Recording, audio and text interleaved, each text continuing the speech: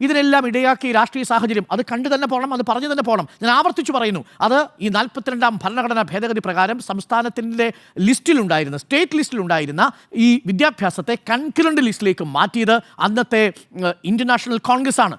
ആ കോൺഗ്രസിന് ആ പാപഭാരത്തിൽ നിന്ന് ഒഴിഞ്ഞു നിൽക്കാൻ പറ്റില്ല. എന്നിട്ട് ഇപ്പോൾ PMC നടപ്പിലാക്കി മറ്റ് സംസ്ഥാനങ്ങളിൽ, ഇതേ കോൺഗ്രസ് ഭരിക്കുന്ന സംസ്ഥാനങ്ങളിൽ അവിടെ SSA ഫണ്ട് കൃത്യമായിട്ട് കൊടുത്തു. ഒന്നും രണ്ടുമല്ല, 5243 കോടി രൂപ കോൺഗ്രസ് മാത്രം ഭരിക്കുന്ന സംസ്ഥാനങ്ങളിൽ തെലങ്കാന, രാജസ്ഥാൻ, കർണാടക, ഈ ഛത്തീസ്ഗഡ്, അതേപോലെ ഹിമാചൽ പ്രദേശ് സംസ്ഥാനങ്ങളിൽ കൊടുത്തു കഴിഞ്ഞു. എന്നിട്ടാണ് കേരളത്തിൽ PMC പദ്ധതി നടപ്പിലാക്കുമ്പോൾ അതെന്തോ കാവി അടിയറ വെച്ചിരിക്കുന്നു എന്ന മട്ടിലുള്ള പ്രചരണം നടത്തുന്നത്. അപ്പോൾ ഈ 3 വിഷയങ്ങളാണ് എനിക്ക് പറയാനുള്ളത്. ഇതിനകത്ത് പലരും രാഷ്ട്രീയ സത്യസന്ധത കാട്ടിയിട്ടില്ല എന്നുള്ളതാണ് ഈ വിഷയത്തിലെ എൻ്റെ ടേക്ക്. അതുകൊണ്ട് വിദ്യാഭ്യാസ മന്ത്രിയെ മാത്രം കുരിശിലേറ്റുന്നത് കൊണ്ട് ഒരു കാര്യമില്ല. ഇത് ഈ പൈസ കിട്ടിയില്ലെങ്കിൽ ഇതിന് ഉത്തരവാദി ആരാ?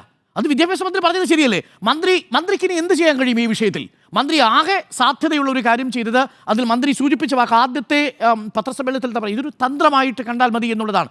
നമ്മൾ പൊരുതി നിൽക്കുന്നൊരു സംസ്ഥാനമാണ് നമ്മളല്ലേ, കേരളമല്ലേ. നമുക്ക് നൽകുന്ന ധനത്തിൻ്റെ കാര്യത്തിൽ, ധനവിതരണത്തിൻ്റെ കാര്യത്തിലുള്ള വിവേചനത്തിൻ്റെ പേരിൽ ഡൽഹിയിൽ പോയി സമരം ചെയ്തത് മറ്റേതെങ്കിലും പാർട്ടിക്കാർ നമ്മളുടെ ഒപ്പം ഉണ്ടായിരുന്നു? ഈ സർക്കാർ മാത്രമേ ഉണ്ടായിരുന്നുള്ളൂ ആ സമയത്ത് CPI ഒപ്പം നിന്നതാ. എന്നിട്ട് ഈ സമയത്ത് ഇത് വലിയ രാഷ്ട്രീയ വിഷയമാക്കി ഒരു വിജയാഘോഷം എന്ന മട്ടിൽ അവതരിപ്പിക്കുമ്പോൾ സ്വാഭാവികമായിട്ടും വിദ്യാഭ്യാസ മന്ത്രി അതിനകത്ത് പ്രകോപിതനായി എന്നാണ് ഞാൻ മനസ്സിലാക്കുന്നത്.